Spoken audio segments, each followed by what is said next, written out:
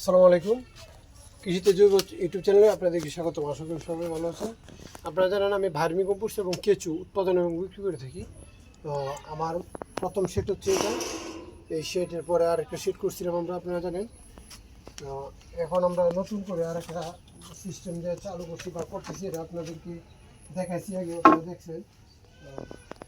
এর আগে আপনাদেরকে অনেক কিছু দেখেছি। তা আজকে আমাদের একজন কাস্টমার ফোন করলো কিশোরগঞ্জ থেকে। উনি বললো যে উনি কম দামে ভার্মি কম্পোস্ট অন্য একটা জায়গা থেকে কিনছে। তা আমি আজকে তারপর ওনাকে আমি বলছি যে ভাই, আপনি যে জায়গা থেকে এই সারটা কিনছেন না কেন, আপনি আমাদের সারটা একটু আসেন, এসে দেখে আমাদের কোয়ালিটি দেখে যদি মনে হয় আপনার যে এই সারে আপনি অন্য জায়গা থেকে কিনছেন, তাহলে আমাদের সাথে কথা বলার দরকার নেই। আর যদি মনে হয় যে আমাদের সারের মান ভালো, কোয়ালিটি ভালো, তাহলে আপনারা আমাদের সাথে কথা বলতে পারেন। তা আমি আপনাদেরকে বলবো, যদি আপনারা ভার্মিকম্পোস্ট সার উৎপাদনে কিনতে চান বা ব্যবহার করতে চান, অবশ্যই তার আগে আপনাদের কোয়ালিটিটা দেখা দরকার। এই যে দেখুন, আমাদের এই সারটা কিন্তু পুরোপুরি প্রস্তুত, ঠিক আছে? এই যে দেখুন, এই যে আমাদের সারগুলো, হ্যাঁ, আমাদের এই যে সারগুলাই কিন্তু পুরোপুরি প্রস্তুত এবং বিক্রির যোগ্য। এই যে দেখুন, সারটা আপনাদেরকে আমি দেখানোর চেষ্টা করতেছি। লাইটটা অফ করতে দেব, আমি আপনাদেরকে পুরোটা দেখানোর চেষ্টা করতেছি।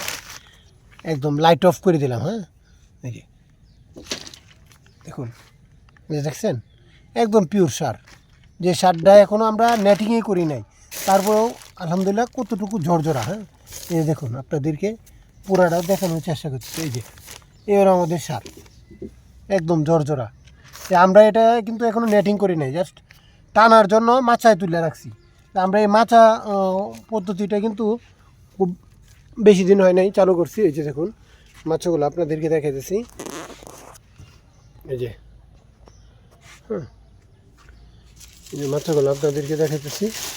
এই মাছগুলো আমরা এই ভার্মিকম্পোস্টগুলো উৎপাদন শুরু করছি। এগুলোতে আমরা সার যখন এই হাউসগুলো হয়ে যায়, ঠিক আছে, এই হাউসগুলো যখন সার হয়ে যায়, তখন আমরা এখানে উঠায় রাখছি, যাতে মানে মালটা টানে বা ময়েশ্চারটা কমে যায়। এই জন্য এভাবে মূলত রাখছি। তো আমি আপনাদেরকে এটাই বলবো, ভার্মি কম্পোস্ট বা যে কোনো কিছু কেনার আগে তার কোয়ালিটি দেখা দরকার। আপনি যদি টাকা বাঁচাইতে চান, তাহলে তো আপনি রাসায়নিকই ব্যবহার করতে পারেন।